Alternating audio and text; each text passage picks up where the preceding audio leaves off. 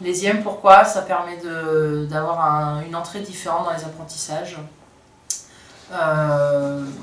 Et de toute façon, à la maternelle, quand on ne connaît pas les IEM, finalement, on les réalise quand même.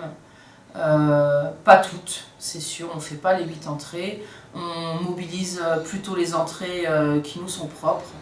Mais la kinesthésique est régulièrement là, la visuelle aussi, et la logico-mat également. Ce sont trois intelligences qui sont utilisées régulièrement sans le savoir. Et après, on y met des mots scientifiques dessus. Et après, les intelligences multiples, on se force un peu à proposer aux enfants d'autres entrées que nos entrées privilégiées. Les intelligences multiples se rapprochent en fait de l'élève et au plus proche de la personnalité de l'élève. Voilà, c'est ce qui va faire en sorte qu'un élève va être en progression dans la classe et même à l'extérieur de la classe en utilisant une entrée qui va l'aider à évoluer.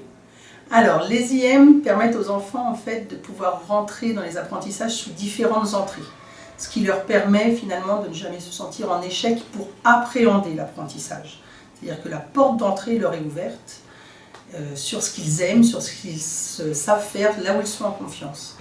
L'objectif, c'est ensuite de les amener à passer à différents ateliers pour complexifier petit à petit, pour rentrer dans l'abstraction pour ceux qui n'y sont pas encore, et puis voilà, étape par étape, en faire atteindre l'objectif final.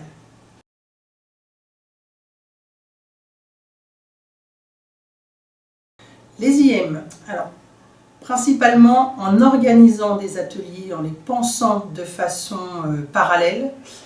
Par contre, dans la mise en place, au quotidien, dans la classe, ils ne sont pas mis en parallèle, ils ne sont pas tous effectués tous en même temps. C'est-à-dire que dans ma classe, je mets en place des ateliers successivement. C'est-à-dire que tous les enfants ont accès à l'atelier motricité pendant une séance de motricité, et ensuite tous les enfants ont accès à l'atelier logico-mat, à l'atelier kiné, etc.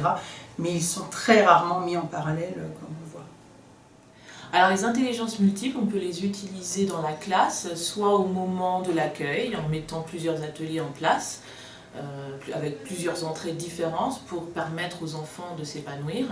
Et puis ça peut être également des ateliers mis en place lors de travaux, soit en groupe, généralement pas en groupe classe, mais plutôt vraiment en atelier. Donc ce sont des ateliers différents, en petits groupes, pour favoriser la manipulation de l'élève. C'est vrai qu'il y a beaucoup de manipulation en intelligence multiple et beaucoup de kinesthésique, notamment en maternelle.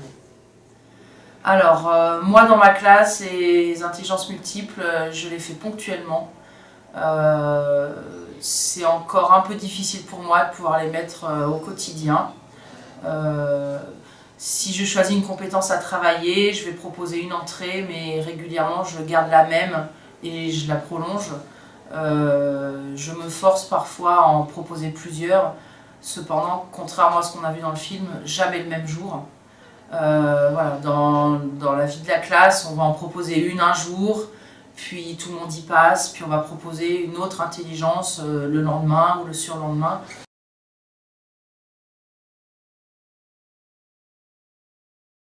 Les IEM pour qui? Les IEM s'adressent à tout le monde. N'importe quel enseignant peut les mettre en place, mais également n'importe quel élève peut y participer.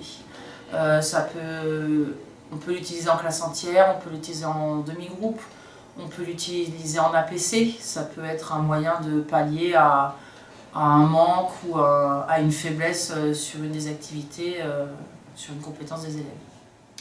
Les IEM s'adressent finalement à tous les élèves, sachant que ça leur permet de progresser, chacun à leur rythme dans leur intelligence et accéder à des intelligences qu'ils n'auraient pas encore découvertes et permettent en fait que le niveau progresse pour l'ensemble de la classe de façon personnelle.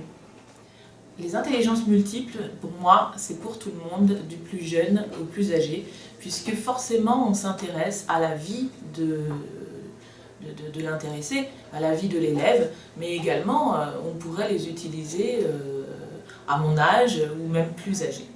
Également, les intelligences multiples, on peut les utiliser dans la classe pour faire un type de différenciation, bien sûr, puisqu'on s'approche de la personnalité de l'élève. Donc ça nous permet de faire progresser les élèves qui peuvent être en difficulté et également faire travailler et progresser ceux qui sont en réussite.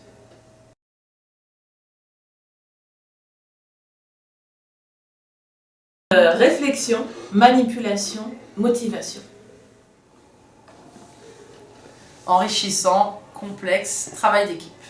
Donc respect de l'enfant, ce serait différenciation, et puis esprit d'équipe, aussi bien pour les adultes dans la préparation, parce que c'est vrai que c'est pratique de pouvoir travailler ensemble, et pour les enfants, puisque finalement ils sont souvent amenés à passer d'un atelier à l'autre et du coup s'entraider les uns les autres pour pouvoir progresser.